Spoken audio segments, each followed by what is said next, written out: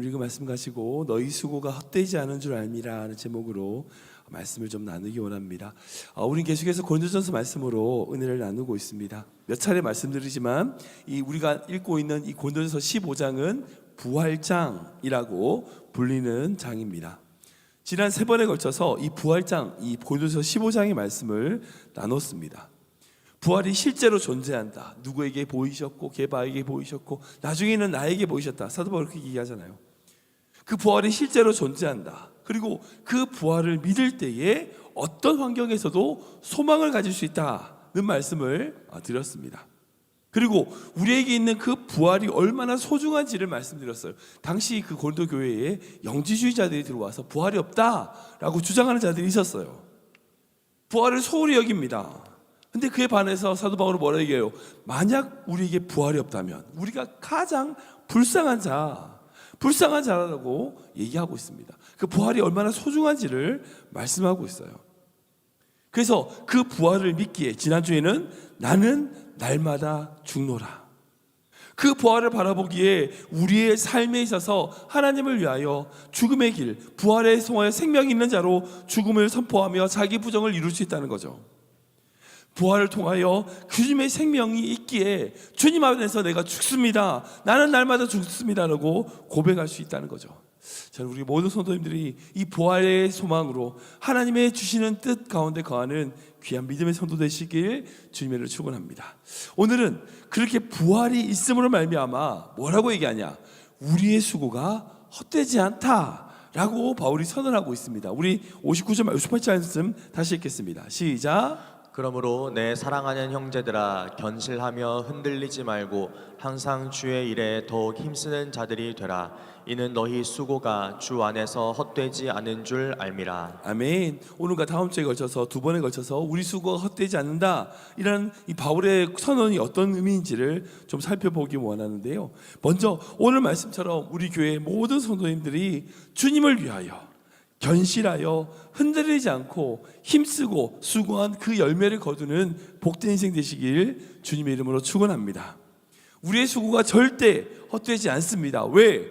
부활, 예수 그리스도의 부활이 있기 때문입니다. 아멘. 아멘. 근데 솔직히 우리가 삶을 살아가다 보면 이런 마음 들잖아요. 야, 진짜 헛되다. 우리 인간의 삶이 헛되다는 것을 느낍니다. 인간의 모든 삶이 허무하다고 느껴지게 되죠. 이게 높은 철학적인 차원, 이게 떠나서 실제적인 우리의 삶의 실존으로 우리 마음의 허무를 느끼게 됩니다. 분명 말씀에는 헛되지 않다라고 말씀하시지만 우리 삶을 살다 보면 내가 진짜 뭐하고 살았지? 이런 허무하고 헛된 마음을 느낄 때가 많이 있습니다. 특별히 이제 이민자로 미국에 살다 보니까 고생하고 열심히 살았는데 최선을 다해서 다 살아온 것 같은데 마치 모래를 쥔 것처럼 손에 아무것도 남지 않는 그런 마음이 들 때가 우리 이민자들에게 있죠. 남편으로 열심히 가족들을 먹여 살리고 부양하고 그렇게 열정 넘치고 살았는데 젊었던 나의 모습은 다 사라지고 늙고 힘없는 모습만 남아있는 외롭고 허무한 마음을 가질 때가 남자들에게 한 번씩 있습니다. 여자들도 마찬가지죠. 가정에서 어머니로 최선을 다해서 아이들을 키우고 남편을 보필하고 나름대로 일도 하면서 자녀들 그렇게 열심히 자녀들 키웠는데 막상 자녀들 출가하고 옆에 아무도 없을 때 내가 뭐하고 살았지? 그런 허무한 마음 들 때가 있죠. 젊은 사람은 젊은 사람대로, 나이 드신 분은 나이 드신 분들대로 인생의 허무함을 느끼는 것을 우리는 보게 됩니다. 그리고 이렇게 생각하죠. 야, 지금 내가 잘 사는 거 맞나? 난 정말 바른 길을 가는 게 맞나? 우리 안에 있는 이 허무함과 공허함을 이게 도대체 무엇인지를 스스로 묻게 됩니다. 어떤 이유인지 어떤 상황인지는 정확하게 단정 지을 수 없지만 이 허무한 마음은 우리 모두에게, 아니 동서고금 언제든지 있었다는 거예요. 우리가 잘 아는 가장 지혜로웠던 솔로몬이 이렇게 얘기하잖아요. 같이 읽어볼까요? 같이 읽겠습니다. 시작. 전도자가 이르되 헛되고 헛되며 헛되고 헛되니 모든 것이 헛되도다. 아멘. 헛되다. 헛되고 헛되며 헛되고 헛되니 모든 것이 헛되. 헛소리를 5번이나 해요. 솔로몬이 말한 것처럼 우리 인생 자체가 헛되다는 거예요. 헛되다 그런 거예요. 우리 어느 누구도 이 헛된 마음을 없다고 말할 수 없어요. 우리 모두에게 이런 마음이 있어요. 그런데 오늘 말씀에는요, 헛되지 않다고 말씀하시는 거죠. 우리의 모든 수고가 헛되지 않다. 왜 그런가? 이유는 한 가지입니다. 앞에 말씀드린 것처럼 그 우리 안에 있는 이런 공허함과 허무함을 가지고 있는 동시에 그것이 헛되지 않다라고 말씀하시는 하나님의 말씀이 있는 이유는 바로 그분의 생명, 그분의 부활이 있기 때문이에요. 주님과 상관없을 때는 우리 삶은 헛돼요. 그러나 주님 안에 있다면, 영원한 생명의 부활이 있다면 우리의 삶은 절대 헛된 것으로 그치지 않습니다. 우리가 먼저 그 헛되지 않다고 하는 것에 대한 마음을 가지기 위하여 가져야 될 정말 중요한 믿음이 있어요. 그게 뭐냐, 바로 하나님은 우리에게 승리를 주시는 분이라는 거예요. 승리를 주시는 분. 우리 50절 말씀 읽어볼까요? 같이 읽겠습니다. 시작. 우리 주 예수 그리스도로 말미암아 우리에게 승리를 주시는 하나님께 감사하노니. 아멘. 우리가 기억해야 될 제일 먼저 뭐냐면 하나님은 우리에게 승리를 주신다는 거예요. 우리에게 이 믿음이 있어야 됩니다. 이 믿음이 있을 때에 우리 삶의 허무와 헛된 것을 넘어 소망과 소명으로, 공허가 아닌 소명으로 나아갈 수 있어요. 20세기 산업혁명 이후에 전 세계 교회를 좀먹는 나쁜 사상이 있습니다. 바로 번영주의 신학입니다. 하나님이 우리에게 번영을 주신다. 나쁜 거 아니죠. 결코 나쁜 거 아니에요. 근데 우리가 하나님 때문에 번영하고 잘되고 복받고 건강하고, 여러분 이게 우리 신학의 본질은 아니죠. 예수님 믿고 나서 복을 받는 거 감사하죠. 좋습니다. 예수님 믿고 병을 낫는 거 감사한 거예요. 너무나 좋은 겁니다. 그러나 그것이 예수를 믿는 이유는 되어서 안 되죠. 전 세계 산업혁명 이후에 급속한 어떤 부의 확장으로 말미암아 그 부가 누구에게 가는가, 어디로 분배되는가의 문제가 대두가 됐습니다. 농업시대는 그렇게 급격한 부의 상승이 없었죠. 산업혁명 이후에 급격한 부의 상승으로 말미암아 그 부를 누리고자 하는 사람들이 하나님을 통하여 누리고자 하는 것, 그게 어찌 보면 번영주의 신학이에요. 이건요, 미국, 한국뿐 아니라 전 세계 마찬가지, 다 똑같이 모든 교회에 있는 문제입니다. 번영신학의 제일 큰 문제는 뭐냐? 자기의 욕망의 도구가 되어버렸다는 거예요. 신앙생활, 믿음이란 것이 자기의 욕망의 도구가 되어버린 거예요. 교회가 자기의 성공을 이루는 통로, 툴이 되어버린 거예요. 근데 이 번영신학의 제일 큰 문제가 뭐냐면 단순하게 예수님 믿고 복받고 이것을 추구하고 쫓아가는 것뿐 아니라 제일 큰 문제는 뭐냐면 그 번영신학의 가치관에서 바라볼 때 그렇게 복을 받지 못하고 성공하지 못하고 가난하고 병든 사람들이 신앙의 패배주의에 빠지게 된다는 거예요. 그러니까 성공이라고 하는 것을 축복이라고 생각한다면 실패는 뭐가 돼요? 저주가 되는 거죠. 패배가 되는 겁니다. 병고침 받는 것이 축복이라면 병든 것은 실패가 되는 거죠. 그러니까 자꾸 병고침 받고 번영하고 성공하는 것만이 하나님의 축복이라는 것으로 포커스가 되어버리면 점차 그러지 못한 성도들 안에 패배주의가 자리 잡게 돼 있어요. 제가 지금 예수님 믿고 나서 잘 되는 것을 부정하는 게 아니죠. 병고침 받는 것을 부정하는 게 아닙니다.